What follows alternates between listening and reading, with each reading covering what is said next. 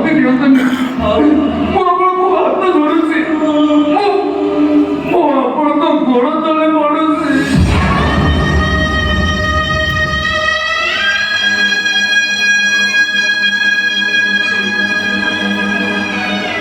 ଭାଇ କେମିତି ଠିଆ ହେଇଛି ପଡୁଛି?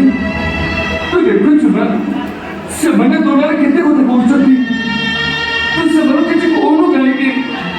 ଭାଇ ତୁ କଣ କାଠ ପାଲଟି ଯାଇଛୁ?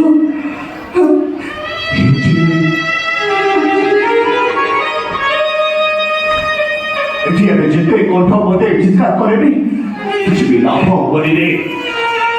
ଆରେ ଦୈବର ଦୌଡ଼ବା ମୋ ପେଟରେ ନାକ ସାପ ଭଳିଆ ଘୁରେଇ ହେଇଯାଇଛି।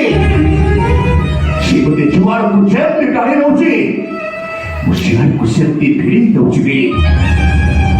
ଆଉ ଯଦି ତାର ଇଚ୍ଛା ମୋତେ ଫାଶୀ ଖୁଣ୍ଟରେ ଝୁଲେଇ ଦେବା ପାଇଁ ତାହେଲେ ମୁଁ ହସି ହସି ଝୁଲି ପଡ଼ିବି। ତମ ଭଳି ଅପରାଧୀ ଫାଶୀ ପାଇବା ଦରକାର। এই সামান্য প্রমাণ পাই তুমি ମୋ ଭାଇକୁ ଫାଶୀ ଖୁଣ୍ଟରେ ଝୁଲାଇ ପାରିବନି।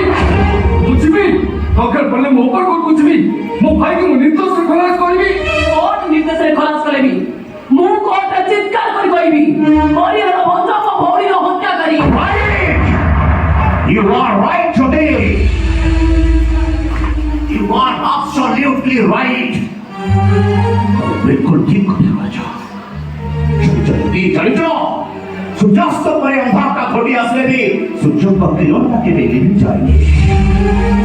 রংবা পৃথিবী সূর্যকে পছ করে লুচি যাতে সেমতি সত কথার বলবে যেতে অন্ধার করে ঘরে রখিদেবি ମୁଁ ଚିତ୍କାର କରି କହିବି ମୁଁ ତମ ଭଉଣୀର ହତ୍ୟାକାରୀ ନୁହଁ।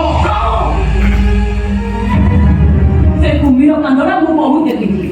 ଯଦି ତମେ ଅପରାଧୀ ନୁହଁ ତାହେଲେ କଣ ଇଏ ସେ ଅପରାଧୀ? ସେ କଥା ମୁଁ ଜାଣିନି। କିନ୍ତୁ ମୁଁ ସବୁ ଜାଣିଛି। କୋଟା ଜାଣିଛ ତମେ? ଆମର ସବୁ ସମ୍ପତ୍ତି ପାଇବା ପାଇଁ ତମେ ମୋ ଭଉଣୀକୁ ମାରି ଯାଇଛ। ସେ ଭଗବାନ ତମକୁ ଫାଶୀ ଖୁଣ୍ଟ ବଞ୍ଚେଇ ପାରିବେନି। ଘରେ ବସେଇ ଠିକ ନ୍ୟାୟ ଦେବେ। এইটা ମୋର ପ୍ରମିସ୍।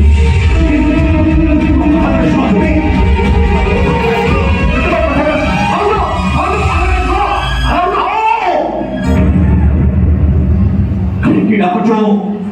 କଣ ପାଇଁ ପଛରେ ଡାକୁଛ? ଆରେ ଅବିଶ୍ୱାସର ମଞ୍ଜିଟା ପରା ଗଜା ହେଇକି ପତ୍ର ମିଳିଲାଣି। ଏଠି ଆମେ ଯେତେ କଣ୍ଠ ପଡ଼ି ଚିତ୍କାର କଲେ ବି କିଛି ବି ଲାଭ ହବନି ରେ। ବିଶ୍ୱାସର ସେତୁ ବନ୍ଧଟା ପରା ଭାଙ୍ଗି ଗଲାଣି। କିଛି ବି ଲାଭ ହବନି, କିଛି ବି ଲାଭ ହବନି।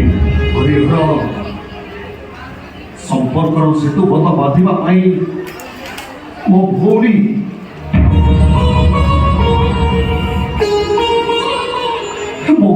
ପାଠ ପଢା ଛାଡି ତମକୁ ବାହା ଦେଲା। ଭାଇର ସମ୍ମାନ ରଖିଲା, ହେଲେ ଭାଙ୍ଗିଦେଲ ତା ସ୍ୱପ୍ନକୁ। ସମ୍ପତ୍ତି ପାଇବା ପାଇଁ ଆମ ପରିବାରଟାକୁ ତମେ ଶେଷ କରିଦେଲ। ଆଶୀର୍ବାଦର ହାତ ପ୍ରାନ୍ତ ତମକୁ ଅଭିଶାପ ଦେଇପାରିବନି, ହେଲେ ମୁଁ ଏତିକି କହିବି ତମେ କେବେ ଶାନ୍ତିରେ ବଞ୍ଚି ପାରିବନି। ଶାନ୍ତିରେ ବଞ୍ଚି ପାରିବନି ତମେ କେବେ ଶାନ୍ତିରେ ବଞ୍ଚି ଭାଇ କଥା ଶୁଣନ୍ତୁ।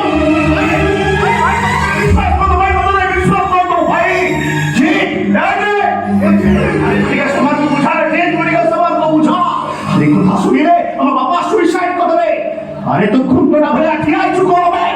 ତୁ ସେମାନଙ୍କ ଭାଇ ମୋତେ ଅବିଶ୍ୱାସ କରୁଛୁ। ଅବିଶ୍ୱାସ କରିବି ଭାଇ,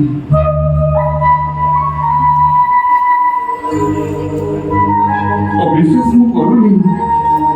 ଜାଣିଛୁ ଭାଇ, ସେଦିନ ମାରିଚର ତ୍ରାହିରତ୍ନ ଡାକ ଶୁଣି ଭାଇକୁ ରକ୍ଷା କରିବା ପାଇଁ ଲକ୍ଷ୍ମଣ ଜଙ୍ଗଲ ଭିତରକୁ ଚାଲି ଯାଇଥିଲେ। ହେଲେ ମୁଁ ତୋର ଏମିତି ଗୋଟେ ହତଭାଗା ଭାଇଛି, ଚାଲି ଶୁଣି ମୋ ରାମ ଠାକୁର ପରି ଭାଇଟାକୁ ମୁଁ ପୁରା ବାଘ ଅବଳରେ ଛାଡ଼ି ଦେଇ ଆସିଛି।